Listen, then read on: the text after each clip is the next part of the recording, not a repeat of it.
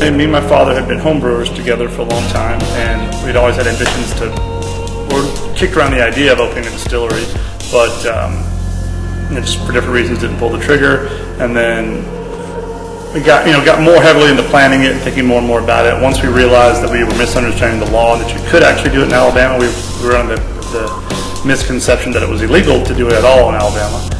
When we found out we could, we got a little more serious about the planning. And then when my daughter was born, because my previous job had me traveling all the time, I was on home about a weekend every month, we decided that was as good a reason as any to go ahead and pull the trigger and get it open.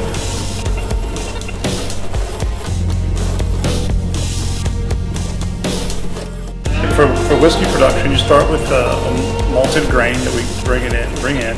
We smoke the grain with peach and pecan wood. We then mill the grain. Then we mash the grain by mixing with water and getting it to a certain temperature, which effectively converts all the starch of the grain into sugar. We then transfer the fluid out of that mash, which is called wort, into a fermenter where the yeast is added, and the yeast eat the sugar and create alcohol. We've essentially made what we call a distiller's beer.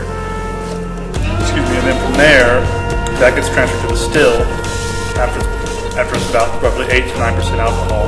And in the still, we convert it into whiskey there by distilling it down and separating the alcohol and flavors from the distiller's beer.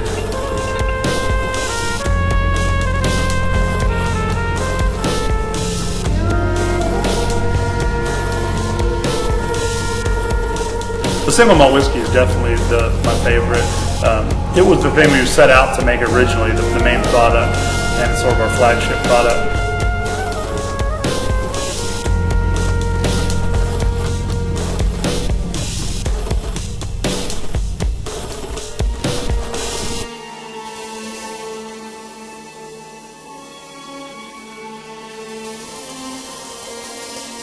The best part is just, seeing all the things tasting the product after you did all these steps that, takes almost a year before you actually have something to go, particularly whiskey, to say, this is what I made. So all that time, so many different things happen that are just through nature, some of the things that, I did myself.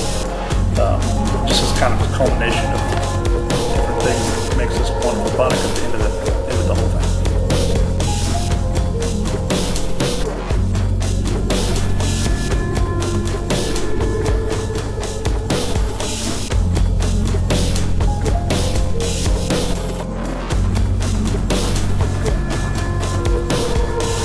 Since my daughter being born was the reason we decided to open, and the future of our family was part of why we did this, we looked to our past to name it. And so John Emerald is my grandfather's first and middle name.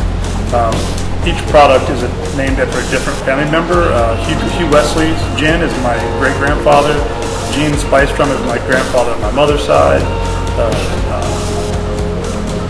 Spurgeon's rum, which we haven't released yet, is my great-grandfather on my dad's side. Elizabeth is every other woman in my family. That's the name of our vodka. So we're naming the product after ancestors, basically.